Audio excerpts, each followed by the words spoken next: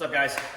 So behind me, I've made a mess. I've got my roof cut off my truck. Unfortunately, there was a lot more wrong with the roof than there was right. And unfortunately, there was a correct way to fix the problem, and there was an incorrect way.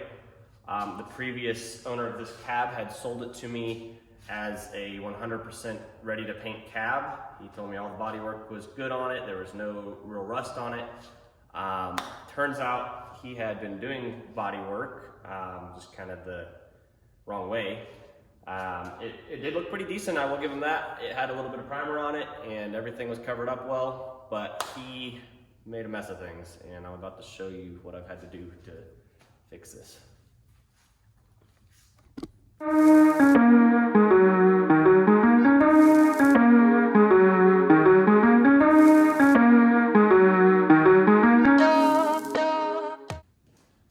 So yeah, this is the roof, or what's left of it.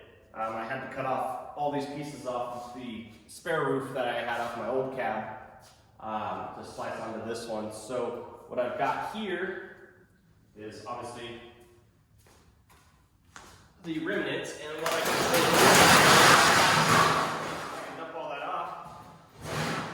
He had cut himself a sunroof, or somebody did, and to patch that, the previous owner of this cab, the guy that did the body work, he took Bondo and he filled it. Now Bondo is okay if you're doing less than a 1/4 inch, and to be honest, I don't even like a 1/4 inch thickness.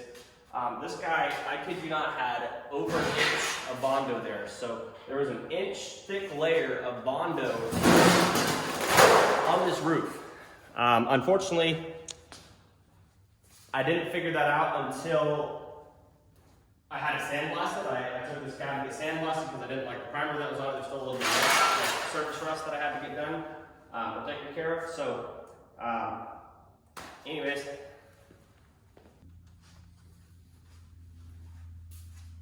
So unfortunately, since that guy had decided to do such crappy body work and kind of ripped me off on this cab, I paid a little too much for it. Decided I'm going to end up taking care of it the right way, cutting the roof off properly, drilled out all the spot welds. I'm going to sandblast all this roof line, clean all of it up, and then I'm going to put the new roof on it from that other cab. So I've got a perfectly good roof over there for my old cab, and that is going to really fit right up to this. I just need to straighten some of this out. Spot weld it back into place, put some body sealer on it, and it should be good to go. All right, you guys. So the last owner of this cab, like I said, he did a lot of body work on this thing. He screwed up a lot more than just the roof. The cab corners were completely rotted through on both sides, and he decided he was going to take some thin, real thin tin material. It kind of looks like aluminum foil, but it's made out of steel. And he kind of crinkled it up to make some space for the Bondo to grab to, so there wasn't just a hole. And he screwed it in with some sheet metal screws, and then basically just coated the whole thing with Bondo. So there was, again, about 1.5 inches of Bondo stuck to the back of it, all the way up the side of it. And then to blend it, he filled it in even more. And then he's got a couple dents up here that he filled in. So the whole back side of this had probably 1 inch of Bondo. I feel really bad for the sandblasting guy. I brought the cab to him. I was like, oh yeah, it's just paint and get off. And so he charged me for just paint. And shout out to him for keeping his price on it, but he had to spend probably 5 times as long sandblasting it because he had to get rid of all of that Bondo. I mean, he sandblasted off tons of Bondo. He showed me a picture after, and it was just a massive freaking pile of Bondo and sand and whatnot from all the Bondo that he got off this thing. So he was a bit upset about it. I was a bit upset about it after finding out what was wrong with it. I didn't realize that it was in that bad a shape, unfortunately. It is what it is, and I wasn't going to start over with another cab and kind of go through the same thing again. So here we are, fixing it the right way. All right, so I'm going to go a little in depth with what I had to do to get this cab corner on here. Obviously, I cut the old one off. I had to cut the underside out. There was some rot underneath. I'm going to have to sandblast this. Obviously, I traced the lines for where this cab corner goes. Drilled out all the spot welds on this side where it needed to go. I'm actually replacing all this so I didn't have to drill out the spot welds on the seam under here. But we'll go over that and kind of do a little time lapse, I guess, to see me doing it on the other cab corner. I didn't get any video of this cab corner doing it, but that cab corner over there we did. So hopefully that'll show you how it's done.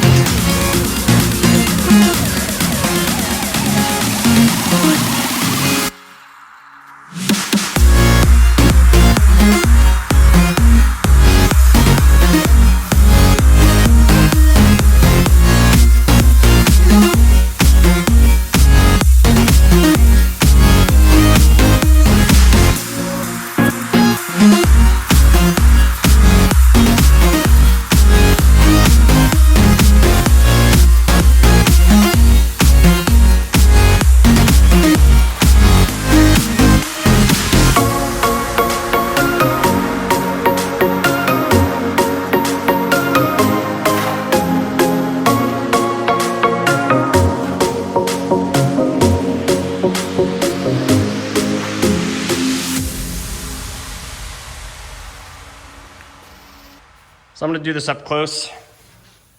As you can see, this cab corner I did a little better than that one. That was my first try. Obviously this one was my second try, so I did a little bit better.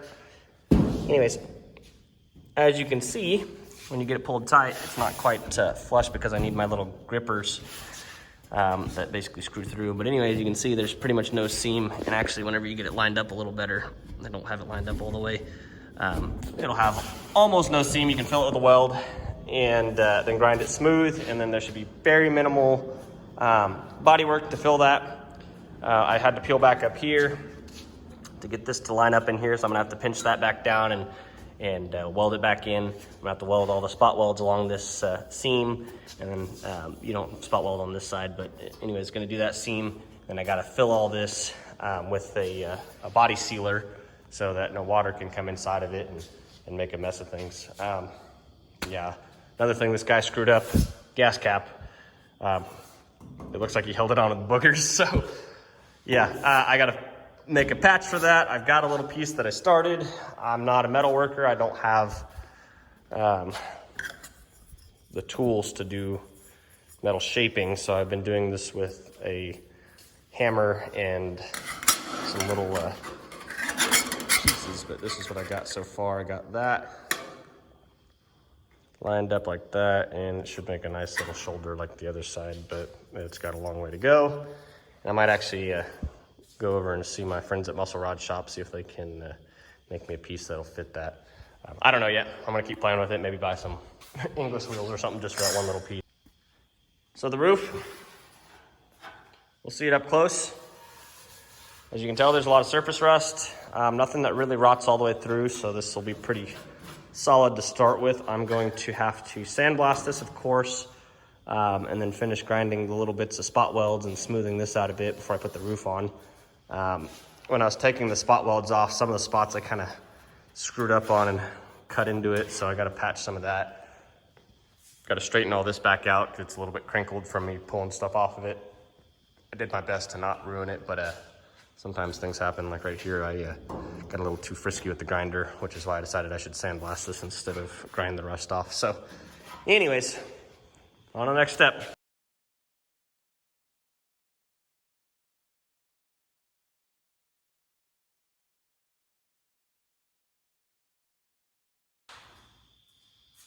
Okay, I want to address some comments and some concerns. I had a viewer point out that the drive shaft angle on this looked a little bit steep. What he's not accounting for that I factored into this when I was setting this up is the weight of the truck is not currently on it. So there's no cab on it, there's no bed on it, there's no fenders, no hood, no bumpers, there's no fuel, there's no shocks. I mean, there's nothing that really weighs the frame down other than, of course, the frame and the engine right now. So it's going to change the angle at which that sits at. I did account for that, so it should sit a little bit flatter. I'm not 100% certain on my measurements just yet because I don't know exactly how much everything's going to weigh when I put it back on there. So it's kind of up in the air if I need to shim it. I may shim the rear axle to raise it up or down, and I may also just cut off the current perches that are on there and then re-weld them where they're just at a different angle. I may do that. It just depends on really how lazy I'm feeling, to be honest. But I did account for that, so don't y'all fret. I do appreciate keeping me on my toes, though. Definitely keep leaving comments like that. I enjoy the criticism, and it helps us all kind of learn and progress, so keep it coming. Let's get those hubs rebuilt.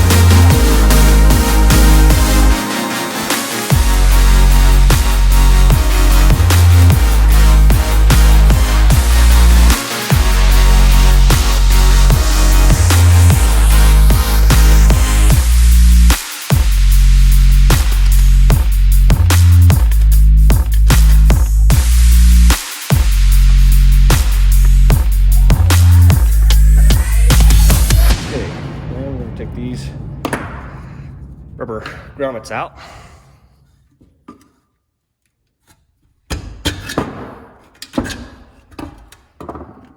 That out. I'll try to get this one out. So it usually fights me a bit. All right, that's what I wanted.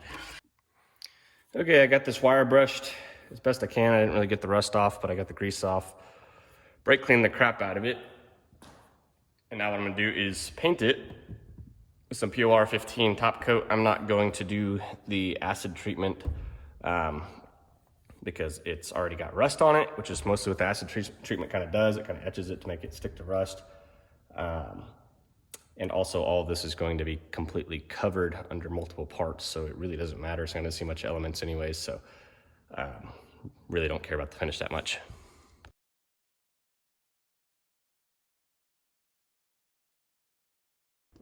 All right, so we're just gonna make a little notch to make this easy to expand and contract.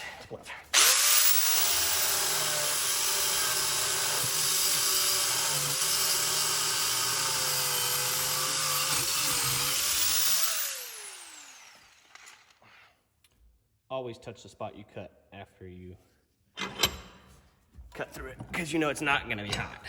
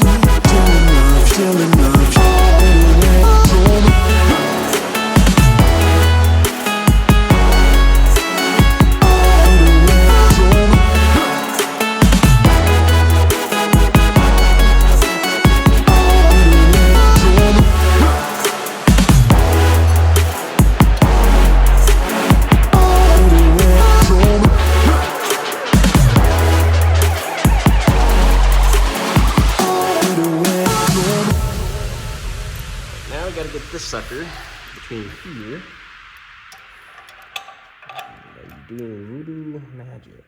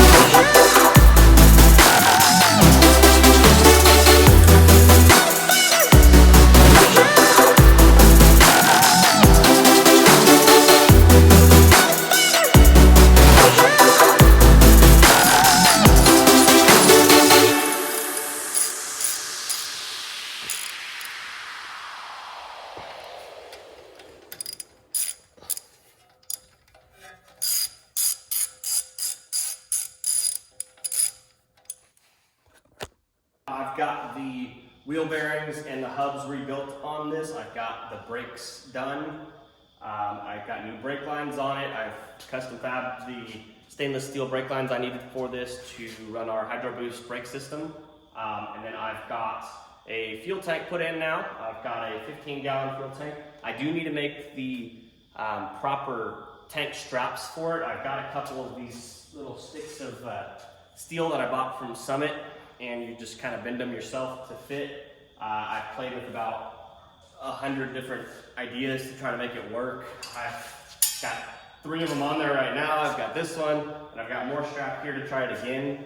And I've decided, to hell with it, I'm not making straps by hand. I'm going to cut them on my plasma table, and then I'm going to use my hydraulic press with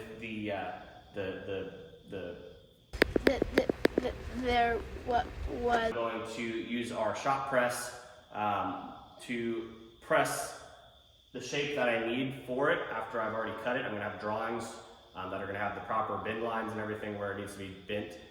So that should pretty much be a turnkey strap setup for this that'll hold it in place. It'll make its own little cradle for it, so hopefully it doesn't sag or fall out or anything over time. So I'm going to do that on machines. So it's going to be a lot nicer than the hand-done ones. You can do this, of course, but as I found out, it's very difficult to get it straight. It's very difficult to keep it nice, and it's not up to standards with what I like on my truck. So I don't want to do it. By all means, if you're just making a beater and you want to get it done, this will definitely work, but it's not ideal. So, well, guys, that's as far along as I've gotten. Unfortunately, I don't get to work on it all the time. It is just my hobby. I do this in my free time at home with the limited resources that I do have. I do have some of the tools that I need, but I don't have all of them. So it seems that every time I get into a project, I either need a new part or I need a new tool, gotta order it, gotta wait, adds more time to the project, just moves real slow. If it was full-time, it would hopefully move a little bit faster. I also still work full-time. I don't have the energy sometimes to come out here and work on it every day, even if I do have the things on my hands. So anyways, if you like it, follow along, subscribe. It really would help me out. I am not a monetized channel, at least not yet. So if you like, comment, subscribe, it would help push me towards that, make me more motivated to actually put out content. This is really, like I said, just for my own entertainment right now. I'm really just documenting it for my personal self. I want to look back on it and see if I progressed in the future. I really do like to learn new skills and progress forward with my personal self. And I also hope that something like this will inspire somebody like you to go out and take a shit box and turn it into something cooler. Maybe don't be afraid to dive into cutting your freaking roof off like mine. So anyways, that's it.